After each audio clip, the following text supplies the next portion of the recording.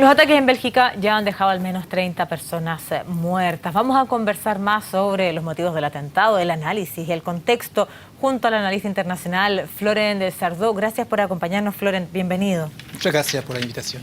En primer lugar, yo quisiera conocer tu primera impresión. ¿Cuál fue tu primera impresión cuando, me imagino, muy temprano nos enterábamos de este nuevo atentado, donde finalmente lo que todos lamentamos son las víctimas inocentes y civiles de esto? Bueno, yo siendo francés, obviamente mucha pena, mucha tristeza, mucha solidaridad con mis conciudadanos europeos que son los belgas. Además que a mí en su momento estaba en Francia cuando ocurrieron los atentados, entonces puedo tratar de adivinar un poquito lo que sienten ellos, mezcla de rabia, de impotencia, de temor sobre todo. Y eso por la hora, estamos en un momento de estupor, de temor, como te decía. Los días siguientes serán los días de duelo seguramente, después días de catarsis, de debate y ojalá algún día días de soluciones. Vamos de inmediato a entregar el contexto. Recordemos que hace algunos días atrás, al término de la semana pasada, en Molenbeek, uno de los lugares donde ocurrió también este atentado, fue detenido Salah Abdeslam. Posterior a eso hubo una conferencia conjunta entre el presidente François Hollande y el primer ministro belga, en la cual las palabras eran de alegría por haber logrado capturar al último sospechoso de los atentados de Francia, y daban gracias, en este caso desde Francia a Bélgica, por la impecable labor y el operativo que había permitido capturar con vida a Abdeslam. Hoy el tono de las declaraciones a pocos días de esto es completamente distinta. ¿Cuál es el contexto político que también podemos entregarle a la situación vivida hoy?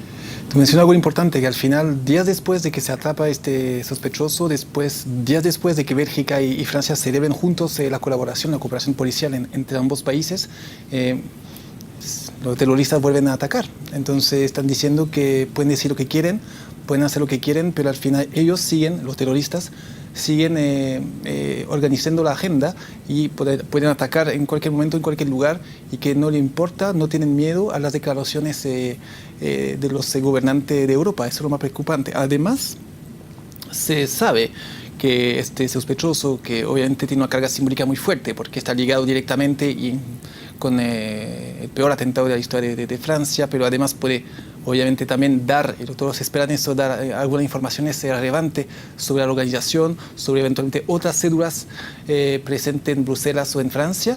Pero Abdeslam era una persona finalmente con poca importancia en la red terrorista. Por lo que se sabe, era más bien un logístico que al último minuto decidió no arriesgarse su vida, tuvo miedo, al parecer, y se escapó, que al final él todavía no tiene importancia mucho, no tiene mucha importancia en la red terrorista armada por el Estado Islámico. Hay gente mucho más importante que él, y estos ataques demuestran que al final los más peligrosos todavía están en libertad y pueden actuar cuando quieran. Eso es el mensaje. Y paradójicamente, hasta antes del viernes era el hombre más buscado en toda Europa. Absolutamente. Por lo tanto, ahí hay una paradoja bastante importante. Comentábamos antes de iniciar la entrevista fuera de micrófono de Molenbeek. ¿Por qué Bruselas? ¿Por qué Bélgica? Y ahí hay un análisis bastante importante y una situación que le toca vivir a muchos musulmanes siendo víctimas de una situación de discriminación y vivir en este barrio, lo que significa también para ellos.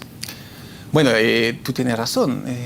No hay que cansarse y repetir que el Islam en sí mismo no es un problema. Cualquier religión, el Islam no tiene un mensaje de muerte, no vincula el terrorismo. Es una doctrina que se armó dentro del Islam, es cierto, el salafismo en particular, el wahabismo, que tomó mucha fuerza en algunos lugares de Europa. Y hay que decirlo, muchas veces se apuntaba a Francia, que Francia era el centro donde había muchísimos yihadistas, donde era, digamos, el centro yihadista y terrorista de Europa, cuando al final se está descubriendo que Bruselas era el punto clave. El Bruselistán, dicen, ¿eh? Y eso tiene una larga historia en realidad, no viene de la nada. En los 60 se construyó una mezquita gigante, la mezquita del Parque Cincuentenario, en plena Bruselas, con financiación de la Liga Islámica Mundial y con Arabia Saudí. Y ahí, en esta mezquita, durante 30 años, sin mayor control de parte de las autoridades de Bélgica, se está fomentando la doctrina salafista. Se está vinculando y apoyando la doctrina salafista. La gente los practicantes iban a recibir una doctrina salafista. Incluso algunos en esta mezquita durante todos estos años ganaban becas para estudiar en Medina, en Arabia Saudí para perfeccionar sus conocimientos, pero conocimientos wahabista, salafista, es decir, de ortodoxo muy riguroso que puede llevar a este comportamiento terrorista. Y recién en los 90, Bélgica se da cuenta de que algo anda mal y toma contacto con, o digamos, mejor decir, entra en conflicto casi abierto con Arabia Saudita. Algunos documentos de Wikileaks lo están demostrando y hace como algunos años piden y obtienen la salida del director de esta mezquita del Cincuentenario. Y este director, ¿quién era? ¿Cuál era su oficio? Era un diplomático saudí. Entonces ahí también es otro punto que analizar. Europa por demasiado tiempo ha dejado potencias extranjeras, es decir, potencias que se reivindican de un Islam radical, como lo es en particular Arabia Saudita, Qatar, le ha dejado financiar muchas veces en barrios pobres, mezquitas, centros culturales, y al final había como un cierto trato. El gobierno dice, no tengo plata, quizá no tenga voluntad política para mejorar la vida cotidiana de esta gente.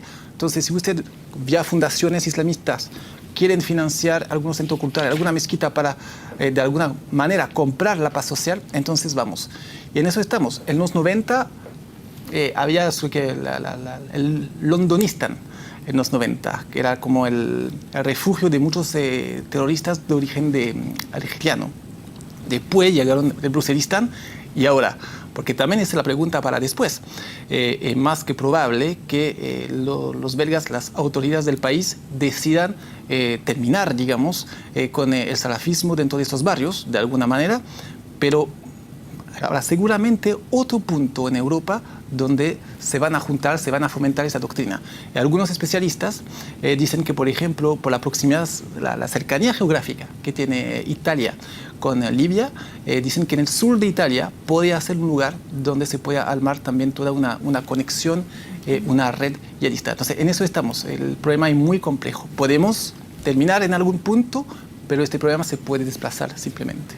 Molenbeek era un barrio de mayoría musulmana, es, bueno, por ahí también, ¿cierto?, de mayoría marroquí, y por aquí sí, también marroquí, su descendencia. Sí. El paro es superior, es decir, el desempleo es superior al resto de la ciudad, y por ahí también, ¿cierto?, la situación de desempleo y desarraigo ha permitido que muchos jóvenes puedan llegar a Siria e Irak. Entonces la pregunta es, ¿por qué? Si es que ISIS se reivindica este atentado, ¿por qué el atentado es contra un lugar que de alguna manera ha generado militantes en sus filas? Lo primero que todo, el mensaje político de este atentado es golpear a un país, Bélgica, que hace muy poco tiempo, debido a Abdeslam, debido a los atentados en Francia, donde ya se habían descubierto que venían de Bélgica, Francia presionó de alguna forma a Bélgica para terminar, tratar de buscar una solución y erradicar las células terroristas que se pueden encontrar en Bruselas. Entonces, ¿es un acto de venganza? O sea, un acto de venganza, más bien es un mensaje diciendo que al final Bélgica se ligó, coopera con Francia, que Francia es el gran enemigo en este minuto, entonces pagará las consecuencias. Es yo creo, el gran mensaje. Y el otro mensaje que no tenemos que olvidar es que los propios terroristas, la red terrorista islamista en el mundo está en guerra entre sí misma. Tenemos dos ramas, Al-Qaeda e ISIS. ISIS está actuando muy fuerte en Europa. Al-Qaeda actúa muy fuerte en el Magreb y últimamente en Costa de Marfil. Son dos ramas que ella misma está en guerra. Entonces el mensaje de este atentado es de parte del ISIS para Al-Qaeda, diciendo nosotros somos mejor, más eficiente que nosotros, seguramente con el objetivo de seducir a potenciales yihadistas para que se agrupen a sus filas. En eso estamos. ¿Cómo? Bueno, hemos tenido las primeras reacciones de la comunidad internacional, el propio presidente François Hollande, por supuesto las autoridades belgas, también las palabras de condolencia del presidente Barack Obama y también su propio discurso, lo que de alguna manera es esperado en un momento como este, en un día como este. ¿Cuál va a ser en este caso la reacción, o podría ser la reacción de la coalición internacional? ¿Intensificar la lucha contra ISIS? Podría ser una respuesta a corto plazo, como es de costumbre que se haga evidente, para tranquilizar y mandar un mensaje simple y fuerte a las opiniones públicas. Es decir, que seguramente se van a tomar medidas adentro de Europa aún más severas sobre la seguridad, pero también seguramente puede ser que Bélgica decide apoyar más abiertamente aún, con más material, con quizá un apoyo concreto a los bombardeos, por ejemplo, en Siria, efectivamente. Pero volvemos al tema de fondo. Desde 2001, que se ha declarado la guerra del terrorismo, ¿eh? Estamos en 2015, en 14 años. ¿Cuántos dramas, cuántos muertos? Mucho más que antes de 2001. Entonces hay algo que no funciona. La respuesta es solamente militar o sobre el tema de la seguridad. Más seguridad, que incluso en Europa lo estamos viendo, puede vulnerar nuestras libertades como ciudadanos. Respuesta militar, más seguridad, finalmente una respuesta defensiva, cuando tenemos que tener una respuesta ofensiva, es decir, tratar de organizar una respuesta diplomática y política. Es de esperar que los principales responsables europeos de Estados Unidos, todos los actores de la región se reúnen en una conferencia, una gran conferencia, y hasta quizá asumir todos los dramas que haya pasado, que haya sucedido en esta región, y quizás redefinir el futuro de esta región. Quizás puede pasar también por cambiar las fronteras, porque también vimos que las fronteras eran bastante artificiales y han de alguna forma participado del incentivo de los conflictos en la región. Sin embargo, esa pareciera cierto una solución importante, pero todo apunta a que pareciera que se va a intensificar la respuesta de la coalición internacional en esta lucha contra ISIS, y con la presencia en Siria e Irak, entrenamientos a los rebeldes. Bueno, sabemos también la presencia importante en ese lugar. ¿Cómo va a ser posible llegar a una solución distinta a la que hoy día propone la coalición internacional y los líderes occidentales? Porque se necesita una voluntad política, se necesita una voluntad de que todos los responsables de la región se sienten juntos y dicen: yo no puedo aceptar más esta situación, y por ejemplo los occidentales tienen que ser más severos con países que sabemos que están apoyando, financiando, no necesariamente de manera oficial, pero con dinero vía fundaciones, por ejemplo como la Arabia Saudí, el Qatar. La regla tiene que ser clara. Uno no puede esperar encontrar una solución cuando se dice una cosa y se hace lo contrario al mismo tiempo. Más claridad, más coherencia en la acción.